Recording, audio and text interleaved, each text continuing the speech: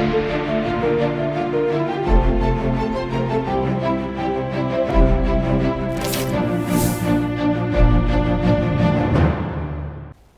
मैं शिखा, आप देख रहे हैं सी न्यूज़ भारत। वक्त हो गया यूपी बुलेटिन का। इस यूपी बुलेटिन में हम बात करेंगे बरेली की, जहां राहुल बिसारिया ने नरमू के कार्यों से प्रेरित होकर ग्रहण की नरमू की सदस्यता। साथ ही बात होगी एटा की, जहां खेतों पर पहुंचाई गई डीएपी। आगे बात करेंगे झांसी की, जहां 3 मंजिला मार्केट में लगी भीषण आग। ऐसी तमाम खबरों पर विस्तार से करेंगे चर्चा। इज्जतनगर मंडल के मुख्य नियंत्रक राहुल प्रताप बिसरिया ने नरमू के मंडल कार्यालय इज्जतनगर पर आकर नरमू के प्रति अपनी आस्था व्यक्त की तथा नरमू की सदस्यता भी ग्रहण की।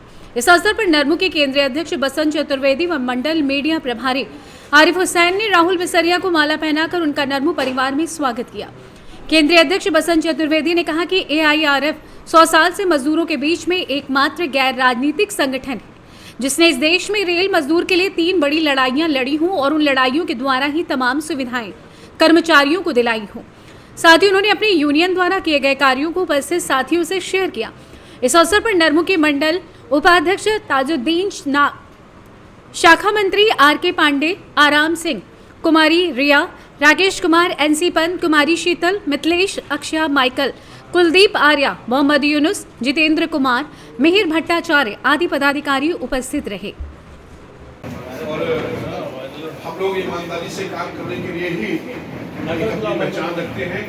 मुझे पूर्ण विश्वास है कि बिसारिया जी हम लोगों के साथ में एक लंबी पारी खेलने का काम करेंगे।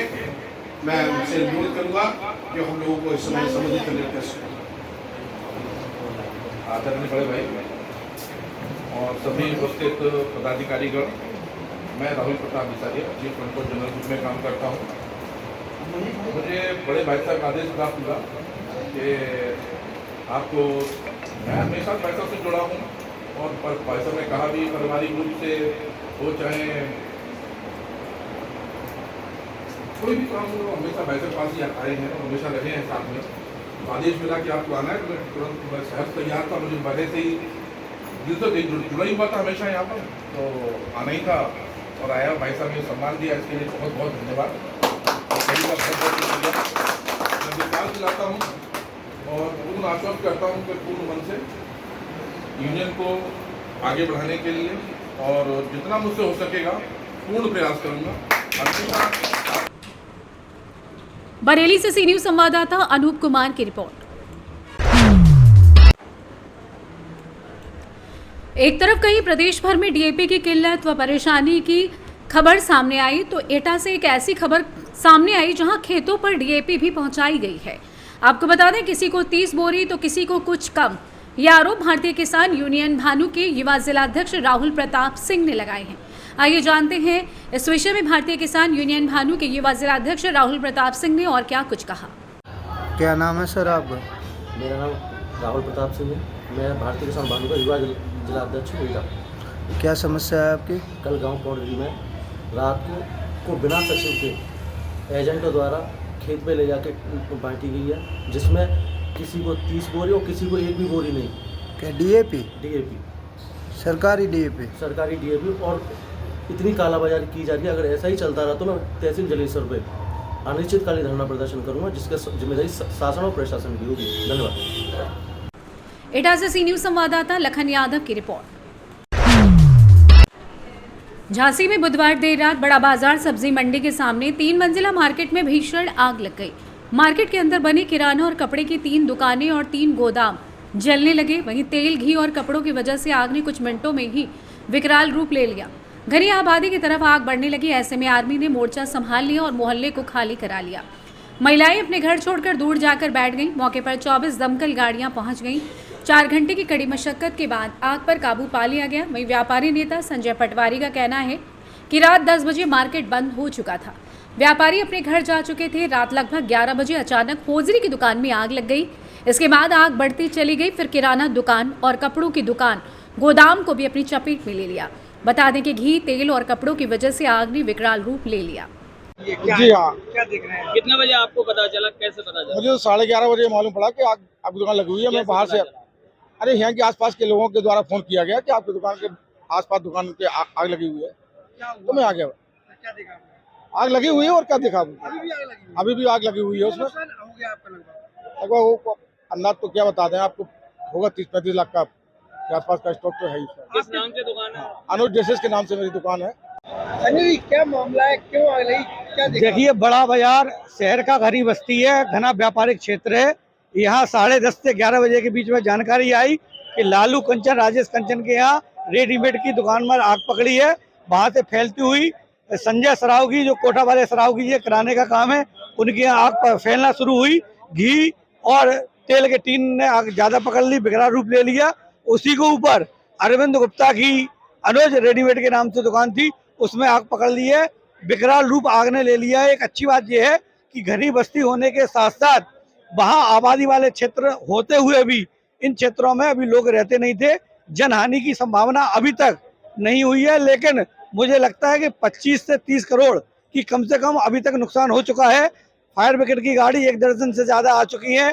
फायर ब्रिगेड की गाड़ी, आर्मी की गाड़ी, BHEL की गाड़ी, पारीचा की गाड़ी, भेल की गाड़ी लगातार आग बुझा रही है। अगर आग कंट्रोल हो जाती है तो हम लोगों को सुकून मिलेगा। बाकी घनी आबादी वाले क्षेत्र में संभावना बहुत बड़े नुकसान की है। कितनी दुकानें लगा? अभी 3 दुकान और 3 गोदाम में आग पकड़ी है, क्योंकि वो होलसेल का काम करते थे और फुटकर का काम करते थे, तो बहुत बड़ा स्टॉक, बहुत बड़ा उनके पास एक गोडाउन आग को पकड़ लिया गया है और मुझे लगता है कि बहुत बड़े नुकसान की संभावना है। लगभग अभी इस वक्त 1:30 बज रहा है रात में और 10:30 बजे लगभग आग लग गई थी। लगभग 4 से 5 घंटे होने वाले हैं और कितना समय आप अपनी तरफ से देख रहे हैं? नहीं, लगातार जैसे ही फायर ब्रिगेड को हमें जानकारी मिली, फायर ब्रिगेड को मैंने सूचना दी। सूचना के बाद लगातार फायर ब्रिगेड आती जा रही हैं। SP सिटी इधर आ गए हैं, CO सिटी आ गए हैं, सभी थाने के लोग इधर आ गए हैं। उनकी तरफ से आग बुझाने में कोई नुकसान नहीं है। जो जनता के लोग हैं वो भी इसमें मदद कर रहे हैं और मुझे लगता है कहीं ना कहीं आग पर हम कंट्रोल कर लेंगे। लगभग कितने साल पुरानी ये जो बिल्डिंग है? ये बिल्डिंग मुझे लगता है लगभग 80 से 100 साल पुरानी है। ये बिल्डिंग जर्जर है, लेकिन चूंकि घनी आबादी के क्षेत्र में है, इसलिए इधर व्यापार सर्वाधिक होता था और इसी कारण से सर्वाधिक नुकसान की संभावना है। धमाके काफी हुए हैं इस आग में। देखिए, मैंने बताया ऊनी कपड़े थे, वूलन कपड़े थे, तेल के टीन थे, घी के टीन थे, उन सब ने आग पकड़ी तो उन्होंने धमाका करना शुरू कर दिया है और उसी से आग ने विकराल रूप ले लिया है। सर, आज आग लगी है बड़ा बाजार में, क्या है?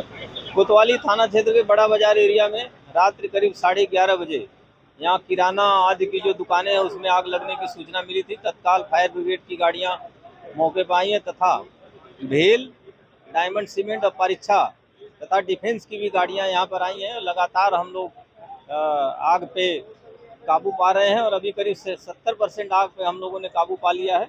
30% आग अभी बची है और लगातार जैसा आप देख रहे हैं कि हमारी गाड़ियाँ और फायर ब्रिगेड के जो कर्मी हैं लगातार लगे हुए हैं।